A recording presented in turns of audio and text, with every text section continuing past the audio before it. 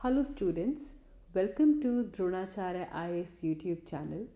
I'm Dr. Daman Benipal presenting you daily current affairs covering 22nd January 2022. इस video lecture में हम आज के द हिंदू न्यूज़पेपर में आए हुए वो सभी इम्पॉर्टेंट न्यूज़ आर्टिकल्स डिस्कस करेंगे जो कि हमारी UPSC preparation point of view से इम्पॉर्टेंट हैं. So let's begin with it. आज का हमारा पहला न्यूज़ आर्टिकल अमर जवान ज्योति के बारे में है. अमर जवान ज्योति जिसे 1971 में इनॉग्रेट किया गया था at India Gate after the liberation of Bangladesh. इस फ्लेम को मर्ज कर दिया गया है with the flame of National war Memorial. National war Memorial इसे 2019 में इनॉग्रेट किया गया था. उसके साथ अमर जवान ज्योति की फ्लेम को मर्ज किया गया है. 1971 में अमर जवान ज्योति को इनॉग्रेट किया जाता है इंडिया गेट पे. इंडिया गेट जो कि एक मेमोरियल है जिसमें वो इंडियन सोल्जर्स जो कि ब्रिटिशर्स के साथ लड़ रहे थे during first world war as well as Anglo Afghan wars, उन सोल्जर्स के वहाँ पे नाम इंस्क्राइब्ड हैं and it is basically the symbol of colonial past for India. And वहाँ पे 1971 में after the liberation of Bangladesh ये अमर जवान ज्योति को इनॉग्रेट किया गया. इंडिया गेट पे वो सोल्जर्स जो कि 1971 में जिन्होंने सैक्रिफाइस दिया उनके नेम्स मेंशन नहीं थे. वहाँ पे सिर्फ और सिर्फ फर्स्ट वर्ल्ड वॉर और एंग्लो अफगान वॉर्स के टाइम पे जो ब्रिटिशर्स के साथ उस लड़ाई को लड़ रहे थे उन सोल्जर्स के नेम्स मेंशन थे. वेयर एज 2019 में जो नेशनल वॉर मेमोरियल है, पोस्ट इंडिपेंडेंस जितने भी सोल्जर्स के सेक्रीफाइसेस हुए हैं उन सब को वहाँ पे सम्मानित किया गया है. उन सब के नेम्स वहाँ पे इंस्क्राइब्ड हैं. तो अमर जवान ज्योति की जो फ्लेम है उसे नेशनल वॉर मेमोरियल में इस वजह से मर्ज किया गया है. आगे आप अमर जवान ज्योति जो कि हमारा मेमोरियल है इसे देख सकते हैं. इसे इंडिया पाकिस्तान वॉर ऑफ 1971 के बाद कंस्ट्रक्ट किया गया. वो सभी सोल्जर्स इंडियन आर्म्ड फोर्सेस के जिनकी 1971 के दौरान शहादत हुई उन सबको ऑनर किया जाता है थ्रू दिस अमर जवान ज्योति. जो फ्लेम है यहाँ पे बेसिकली एक मार्बल का पेडेस्टल है जिसके ऊपर एक सीनोटैफ प्रेजेंट है और चारों तरफ इस मार्बल पेडेस्टल के आपको हिंदी में अमर जवान लिखा हुआ दिखेगा. और इस पेडेस्टल के टॉप पे आप L1A1 जो कि सेल्फ लोडिंग राइफल है वो अपने बैरल पे वहाँ पे स्टैंड कर रही है and on top of that वहाँ पे एक अननोन सोल्जर का हेलमेट दिया गया है. ये जो पेडेस्टल है इसके आसपास 4 अर्न्स हैं और जिन अर्न्स में कंटिन्यूसली जो बर्निंग फ्लेम प्रेजेंट है. Now we can also say कि जो अमर जवान ज्योति है वो 2 जगहों पे प्रेजेंट हो गई. एक तो ये जो कि 1971 में कंस्ट्रक्ट हुई, इसे इंदिरा गांधी ने इनॉग्रेट किया एट इंडिया गेट. इसके अलावा सेकेंड अमर जवान ज्योति जो कि नेशनल वॉर मेमोरियल में प्रेजेंट है जिसमें वो सभी इंडियन आर्म्ड फोर्सेस के सोल्जर्स जिन्होंने शहादत दी फॉर इंडिया उन सब के नेम्स वहाँ पे गोल्डन लेटर्स में इंस्क्राइब्ड हैं. एंड इसे नेशनल वॉर मेमोरियल को 2019 में इनॉग्रेट किया गया. सो यही न्यूज़ है. इन दोनों ज्योतिष को अब मर्ज कर दिया गया है at national war Memorial. So National war Memorial जिसे हिंदी में राष्ट्रीय समर स्मारक भी कहा जाता है, ये हमारा नेशनल मॉन्यूमेंट है and it honours and remembers the soldiers of Indian military who fought in armed conflicts of independent India. Post independence India में जितने भी आर्म्ड कॉन्फ्लिक्ट्स हुए हैं उन सब में जितने भी इंडियन आर्म्ड फोर्सेस के सोल्जर्स शहीद हुए हैं उन सब को यहाँ पे ऑनर किया जाता है, उन सब को यहाँ पे रेस्पेक्ट किया जाता है. इसमें वो सभी आर्म्ड फोर्सेस के पर्सोनल्स आ जाएंगे जो कि इंडो पाक वॉर्स या फिर इंडो चाइना वॉर्स में शहीद हुए. साथ ही में इन दोनों के अलावा 1961 में जो लिबरेशन ऑफ गोवा जो के टाइम पे जो वॉर हुआ गोवा के अंदर वो भी यहाँ पे इंक्लूड होता है जिसके थ्रू हम गोवा को एनेक्स करते हैं into India. So liberation of Goa war के पर्सोनल्स के नेम्स भी यहाँ पे मेंशन हैं. देन ऑल्सो ऑपरेशन पवन एक कोड नेम असाइन किया गया था. It was operated by India's peace keeping forces and ये बेसिकली श्रीलंका के अंदर जाफना के अंदर कंट्रोल इस्टेब्लिश करने के लिए था.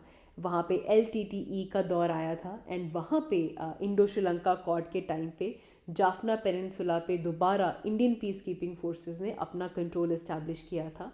ये जो पूरा का पूरा ऑपरेशन था इसे कहा जाता था ऑपरेशन पवन। सिमिलरली हमारे पास ऑपरेशन रक्षक भी आता है। ऑपरेशन रक्षक जो जम्मू एंड कश्मीर में जो इंसर्जेंसी के खिलाफ एक पूरा का पूरा काउंटर इंसर्जेंसी ऑपरेशन जो चल रहा है उसे कहा जाता है ऑपरेशन रक्षक। तो इन सब के दौरान जितने भी आर्म्ड फोर्सेस के सोल्जर्स जिनको शहादत मिली उन सबको यहाँ पे ऑनर किया जाता है। ऑल्सो हमें ये पता होना चाहिए कि जो नेशनल वॉर मेमोरियल है यहाँ पे 4 कंसेंट्रिक सर्कल्स हैं और इन कंसेंट्रिक सर्कल्स के बाद यहाँ पे सेंटर में एक इटर्नल फ्लेम जो कि इमॉर्टल सोल्जर्स अमर जवान को रिप्रेजेंट करती है। ये जो 4 कंसेंट्रिक सर्कल्स हैं इनको एक तरह से चक्रव्यूह के जैसे, जो कि हमारी एंशियंट इंडियन वॉर फॉर्मेशन है, सो चक्रव्यूह के जैसे इसे यहाँ पे रिप्रेजेंट किया गया है। हम देखते हैं कि ये 4 चक्र कौन से हैं। हम अंदर से बाहर की तरफ जाएंगे, from inner most to outer most. सबसे इनर मोस्ट चक्र जो है उसे कहा जाता है अमर Chakra. Amar Chakra which can be called as circle of immortality. And इस सर्कल के बिल्कुल सेंटर पे जो अमर जवान ज्योति है, इटर्नल फ्लेम है, वो कंटिन्यूसली यहाँ पे बर्न करती है। तो ये क्या सिंबलाइज करती है? It symbolises the immortality of the spirit of foreign soldiers. And ये प्रॉमिस करता है कि नेशन उनके इस सैक्रिफाइस को कभी भी नहीं भूलेगा। तो सबसे अंदर वाला जो चक्र है उसे कहा जाता है अमर चक्र। नेक्स्ट इसके बाद आता है वीरता चक्र। वीरता चक्र मतलब सर्कल ऑफ ब्रेवरी।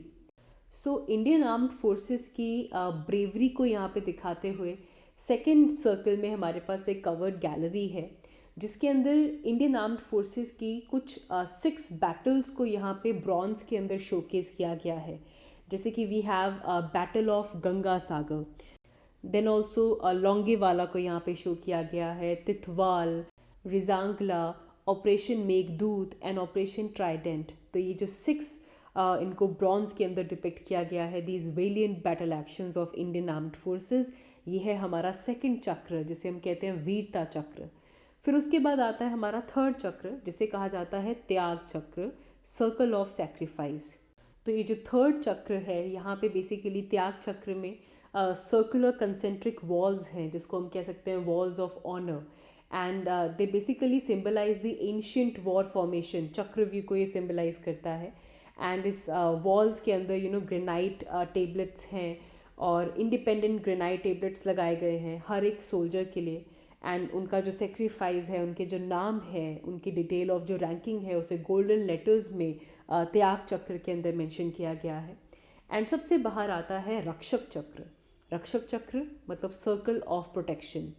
ये आउटर मोस्ट सर्कल है एंड इसे यहाँ पे पेड़ लगे हुए हैं। So here we have rows of trees and ये एक तरीके की रीअश्योरेंस दिखाता है to the citizens of country कि वो पूरा का पूरा इंडिया और इंडिया के सिटीजन्स वो सब सेफ हैं।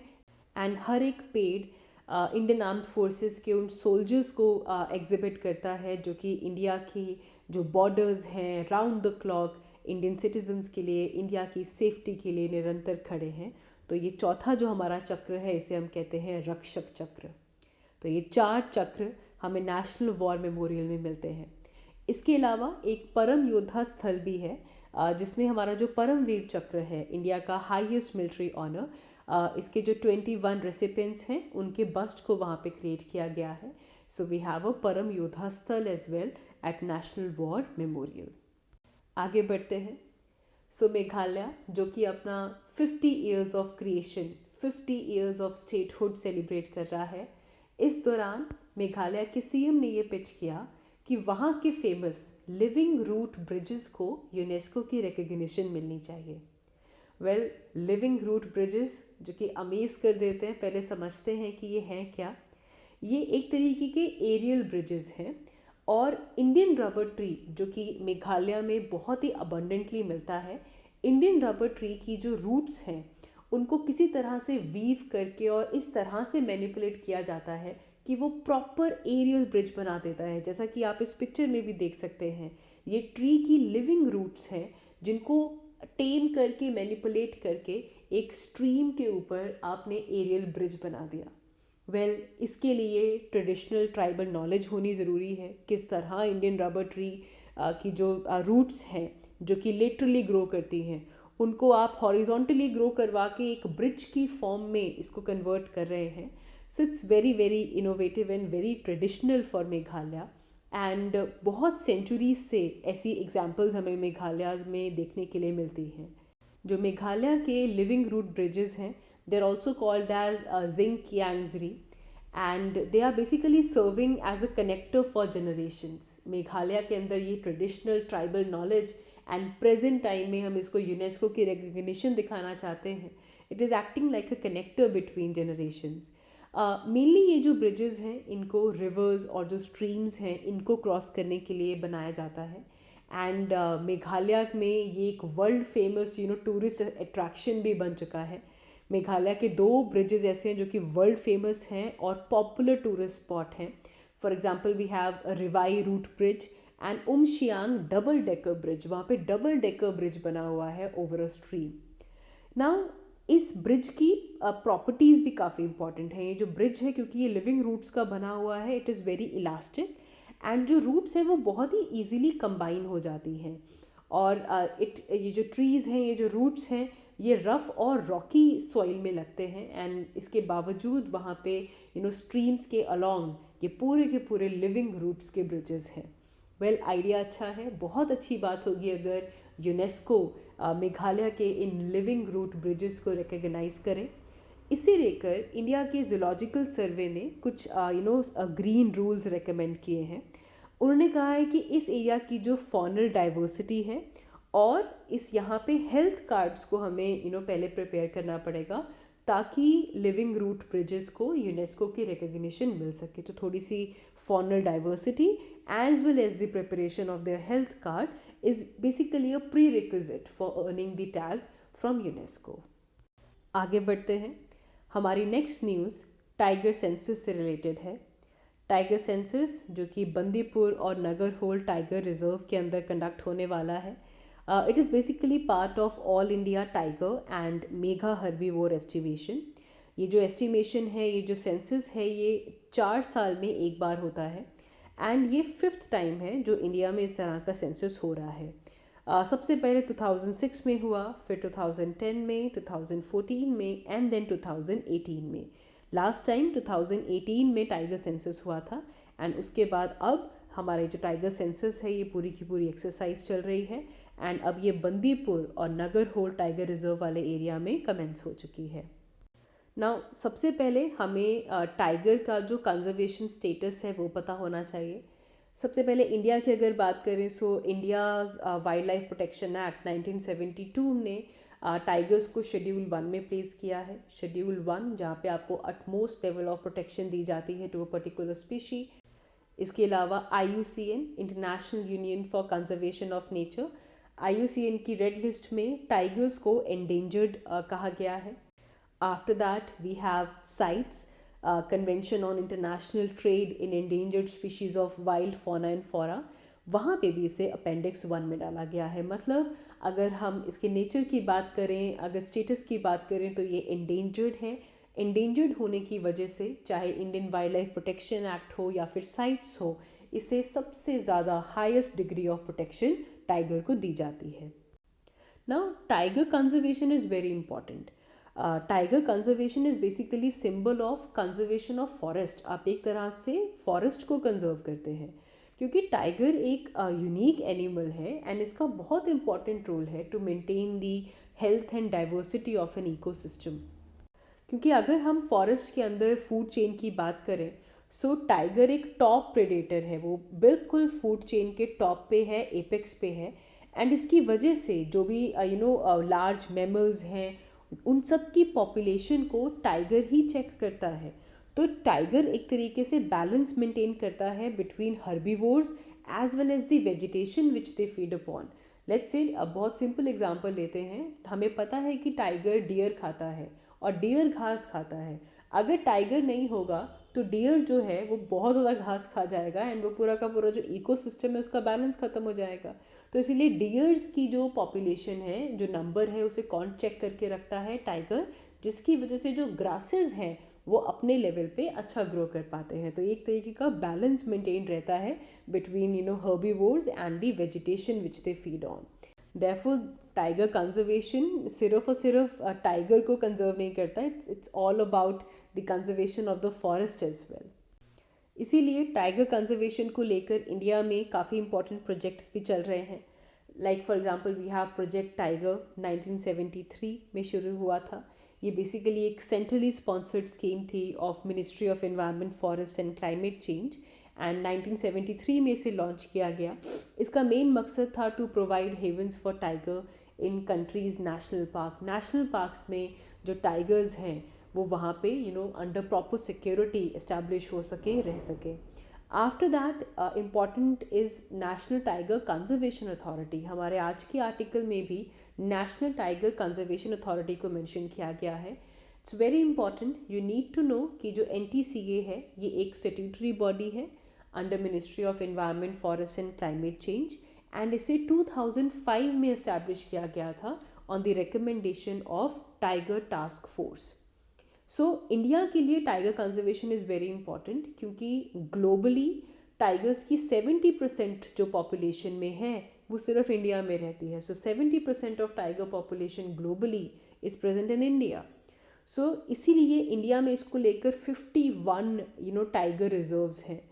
एंड हमारा जो लास्ट टाइगर सेंसस हुआ था 2018 में, वो भी बहुत पॉजिटिव था। उसमें भी हमें ये दिखा कि जो हमारी टाइगर पॉपुलेशन है वो और इंक्रीज़ हुई है। इस साल के लिए एक और चीज़ इंपॉर्टेंट है that you need to know is Saint Petersburg's declaration. तो सेंट पीटरबर्ग्स डिक्लेरेशन का एम क्या था कि बाय 2022 जो कंट्रीज़ ने ये डिक्लेरेशन साइन की है they will double their tiger population. तो ये इंपॉर्टेंट है, 2022 तक टाइगर पॉपुलेशन को डबल करना था according to Saint Petersburg's declaration. And यहाँ पे इम्पॉर्टेंट चीज़ ये है कि इंडिया ने इस टारगेट को अचीव कर लिया है। बहुत पहले 2018 में ही हम इस टारगेट को अचीव कर चुके हैं। मतलब इंडिया के अंदर जो हमारे टाइगर्स का जो पॉपुलेशन है वो 2018 में 4 साल पहले ही डबल हो चुका है। So we have achieve this target under saint Petersburg's declaration. It is important. And साथ ही में जो इंडिया की स्ट्रैटेजी है in terms of tiger conservation, इसका टॉप मोस्ट इम्पॉर्टेंस दी जा रही है कि किस तरह से जो लोकल कम्युनिटीज़ हैं उन्हें इन्वॉल्व करके टाइगर्स को कंजर्व किया जाए। ये मैप आप देख सकते हैं, this is the map of tiger reserves in India. Although एक दिन में ये मैप कवर नहीं होगा, धीरे धीरे करके जैसे जैसे टाइगर रिजर्व्स न्यूज़ में आते हैं और जैसे जैसे आप state by state environment and geography complete करते जाते हैं, धीरे धीरे आप अपने नॉलेज बेस को इंक्रीज़ करेंगे। आज जो 2 टाइगर रिजर्व न्यूज़ में आए हैं हमें उनके बारे में पता होना चाहिए। In this news article 2 tiger reserves were mentioned. One was Bandipur, ठीक है जी, Bandipur, and the other one was Nagarhole. तो as you can see Bandipur and Nagarhole ये दोनों ही टाइगर रिजर्व्स आपको कर्नाटका के ये जो सदर्न एरिया है वहाँ पे ये दोनों टाइगर रिजर्व्स मिल जाएंगे, Nagarhole and Bandipur. Clear?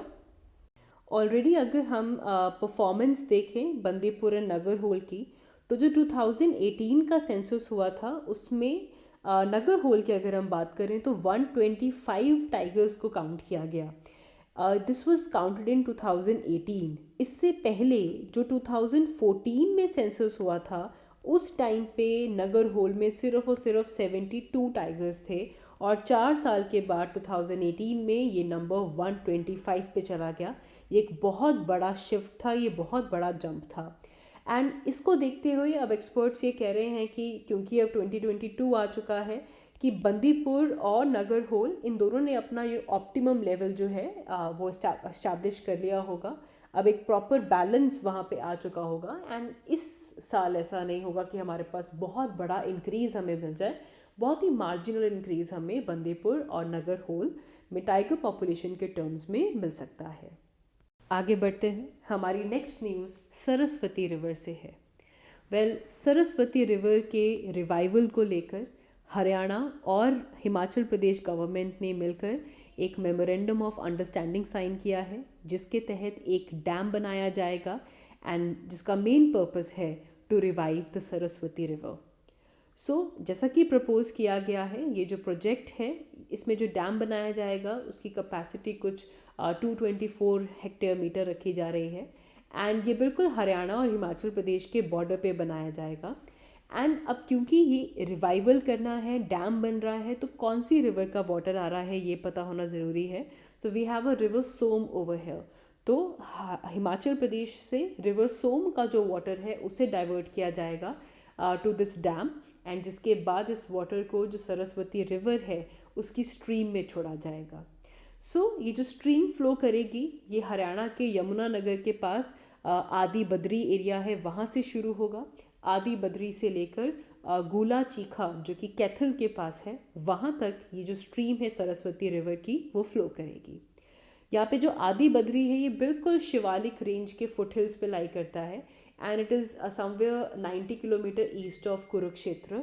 यहाँ पे प्रीलिम्स पॉइंट ऑफ व्यू से कुछ फैक्ट्स हमें सरस्वती रिवर के बारे में पता होने चाहिए। सबसे पहले हमारी Saraswati river used to originate from Kapal Tirth in Himalayas. Kailash mountains के बिल्कुल वेस्ट में जैसे कपाल तीर्थ, वहाँ से सरस्वती रिवर ओरिजिनेट करती थी, and it used to flow southwards to Mansarovar, and उसके बाद ये वेस्टवर्ड टर्न लेकर हरियाणा, राजस्थान, नदरन गुजरात की तरफ फ्लो करते करते अरेबियन सी में जाकर ड्रेन कर जाती थी। गुजरात में जो रन ऑफ कच्छ वाला एरिया है वहाँ से मूव करते हुए ये अरेबियन सी में जाकर ड्रेन करती थी, एंड अप्रॉक्सीमेटली इसकी 4000 किलोमीटर्स लेंथ थी। तो ये काफ़ी प्रोमिनेंट रिवर थी। कहा जाता है कि इस रिवर की 2 ब्रांचेस थे, western as well as eastern branches. जो वेस्टर्न ब्रांच है वो बेसिकली जो हिमालय में इसको सतलुज ऑफ पास्ट भी बोल देते हैं, जो प्रेजेंट डे घग्गर वाला जो एरिया है वहाँ से ये फ्लो करती थी। एंड उसके अलावा मरकंडा और ससुरती के पास कहा जाता है कि इसकी जो वेस्टर्न ब्रांच है वो प्रेजेंट है, जिसे यमुना की टोन्स ट्रिब्यूटरी जहाँ से फ्लो करती है। तो ये दोनों ही वेस्टर्न और ईस्टर्न ब्रांच, इन दोनों का पटियाला के पास शतराना एरिया है वहाँ पे कन्फ्लुएंस होता था, एंड उसके बाद it used to flow through Rann of Kutch and then ultimately meet the Arabian sea. Saraswati river is very important, specially इसे कहा जाता है कि ये ऋग्वेदा के अंदर जो रिवर्स मेंशन थे उनमें से it was one of the main rivers, जो कि ऋग्वेदा और इवन लेटर वैदिक और पोस्ट वैदिक पीरियड के अंदर जो टेक्स्ट थे उनके अंदर भी सरस्वती का मेंशन था। स्पेशली ऋग्वेदा का बुक नंबर 6 जिसके अंदर नति स्तुति का शुक्ता प्रेजेंट है, वहाँ पे भी सरस्वती को प्रेज किया गया as being a perfect mother, unsurpassed river and a supreme goddess. तो फॉर 2000 ईयर्स, मतलब अगर हम लगा लें 6000 टू 4000 BC तक, जो सरस्वती थी it flowed as a great river, and उसके बाद धीरे धीरे धीरे ये ड्राई अप हो गया, एंड अब इसको दोबारा रिवाइव किया जा रहा है। आगे बढ़ते हैं। आज के न्यूज़पेपर में हॉगेनकल प्रोजेक्ट को मेंशन किया गया। तमिलनाडु गवर्नमेंट ने ये अनाउंस किया that they are going to take up the second phase of Hogenakkal combined drinking water project. Basically Tamil Nadu की जो कृष्णा गिरी और धर्मपुरी डिस्ट्रिक्ट्स हैं वहाँ पे ड्रिंकिंग वाटर को सप्लाई करने के लिए इसका सेकेंड फेज़ उन्होंने कहा कि will take up very soon, जिसे लेकर कर्नाटका गवर्नमेंट ने अपोज किया। नाउ सबसे पहले ये जो हॉगेनकल प्रोजेक्ट है it is present on Hogenakkal falls, very important waterfall in south India. बहुत वाइड है ये वाटरफॉल्स, इसीलिए इसको न्यागरा फॉल्स ऑफ इंडिया भी कहा जाता है। साथ ही में हॉगेनकल फॉल्स की अगर हम लोकेशन देखें तो it is situated exactly at the border of Karnataka and Tamil Nadu. And यहाँ से हमें पता चलेगा कि वाई कर्नाटका इज़ अपोजिंग, है ना, तमिलनाडु की इस अनाउंसमेंट को लेकर कर्नाटका अपोज क्यों कर रहा है। तो ये समझिए कि जो जियोग्राफिकल लोकेशन जो हॉगेनकल फॉल्स की है ये बिल्कुल कर्नाटका और तमिलनाडु के बॉर्डर पे है, और सर्वे ऑफ इंडिया ने अभी तक कर्नाटका और तमिलनाडु का बॉर्डर किस तरह से हॉगेनकल फॉल पे डिफाइन होगा इसे अभी तक अपना कंप्लीट फुल डिसीजन नहीं दिया है, जिसकी वजह से इस एरिया में दोनों स्टेट्स के जियोग्राफिकल लोकेशन की वजह से ज्यूरिसडिक्शन आ जाती है, Karnataka as well as Tamil Nadu. इसीलिए तमिलनाडु के इस प्रोजेक्ट को लेकर कर्नाटका गवर्नमेंट ने अपोज किया। एंड कोई भी अगर इस कावेरी बेसिन के अंदर तमिलनाडु अगर ऐसा प्रोजेक्ट लेकर आना चाहता है तो इस वाटर की जो एलोकेशन है it will be made by the Kaveri water dispute tribunal, क्योंकि जब भी इंटर स्टेट रिवर्स के अंदर डिस्प्यूट होता है तो ट्रिब्यूनल्स बनते हैं. तो यहाँ पे हमारे पास Kaveri water dispute tribunal already है. एंड ये भी कहा जा रहा है कि जो हॉगेनकन प्रोजेक्ट है it should be taken up through the central water commission. तो कीपिंग दिस अपार्ट, हमें जोग्राफी पता होनी चाहिए. आज ही आपने कर्नाटक और तमिलनाडु के मैप में कावेरी रिवर को ट्रेस करना है और वहाँ पे हॉगेनकन फॉल्स को ट्रेस करेंगे, एंड यू विल अंडरस्टैंड कि ये कितना कर्नाटक और तमिलनाडु के बिल्कुल बाउंड्री पे लाई करता है. So that is it for today's video. इस वीडियो लेक्चर में हमने आज के द हिंदू न्यूज़पेपर में आए हुए वो इम्पॉर्टेंट टॉपिक्स को कवर किया है जो कि हमारे UPSC examination point of view से इम्पॉर्टेंट है. I hope you guys enjoyed this lecture. So that is all from my side. Thank you very much. Thanks for watching Dronacharya IAS YouTube channel. Thank you.